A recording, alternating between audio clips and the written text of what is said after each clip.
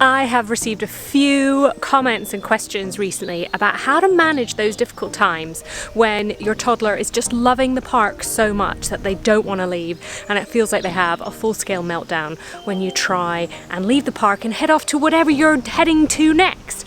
So today I wanted to share with you a few thoughts on this, a few ideas to get you started in managing this admittedly tricky situation.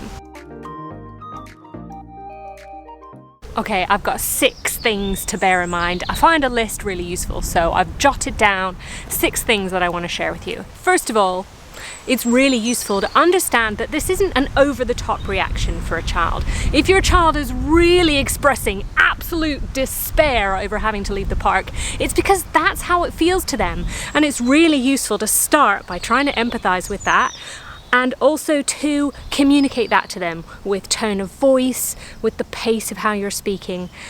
In speech therapy sessions at the end, sometimes kids really don't want to leave, and so I don't practice this in the park, but in therapy sessions I do. And so we'll say, I know, it's hard, I'm sorry. So these simple, slow phrases that just acknowledge how upset a kid is feeling about having to move when they don't want to. And related to that is going slow and steady. So give your child as much warning as possible when you're moving towards leaving the park. If you know that your little one needs a long amount of time and lots of warning, then it's ideal if you can plan for this. If you know that your child takes 15 minutes to adjust to the idea, then you need to kind of allow 15 minutes worth of this kind of transition planning. Start slowing down, using this slower tone of voice, indicating that it's almost time to go. And if your child isn't understanding a lot of language, then doing this with any other clue that's available to you, tidying up your bag, slowing down your pace, can be a really useful way to give them clues that a change is about to happen without them relying on having to understand the words that you're saying to them. My third suggestion is to show rather than tell.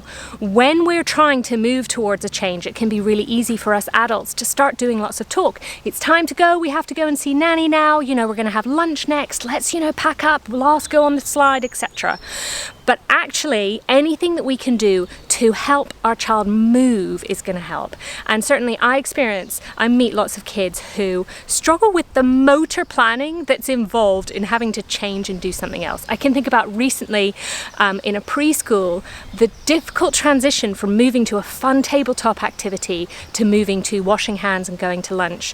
One of the things that I did to help was to go alongside the child and also move to the door, wash my hands, grab the soap, and doing all of these steps so that the child could watch and see what I was doing and copy step by step. So whenever possible, it's really useful if you can show rather than tell. Fourth suggestion, talk less. Even less than that. There's no point in trying to bargain or reason. If your child understands some language, if they're experiencing strong emotions, they're definitely going to understand less than usual. So talk less.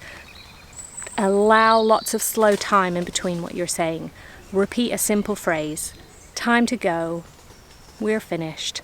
Something like that. Fifth suggestion, consider sensory needs. If your child is loving being on the swing and just wants to be on it again and again, maybe they need more of that kind of movement built into their week. That ain't easy, but I wonder if there's opportunities for them to have more swinging or more spinning at home or in other points of their week. I don't need more sensory experiences, and this is making me feel a bit sick, so I'm going to get off. My final suggestion to you is to be kind to yourself. This stuff is not easy. We have all had points where we feel like we could have done a better job or we didn't manage it ideally in the moment. And we're all figuring out as we go. So, those people who are giving you the judgy looks or the full of opinions, you can just let that go, or we can at least try to, right? Let it go and understand that you are doing the very best that you can. And every one of those tiny steps that you're taking to figure out how to best support your child is a step in the right direction. You're doing great. keep going. I'm rooting for you. Thanks so much for tuning in today. Let us know in the comments if you have any top tips for managing this difficult situation of helping your toddler leave the park when they really don't want to. You are awesome, keep going, and until next time, I'll see you around.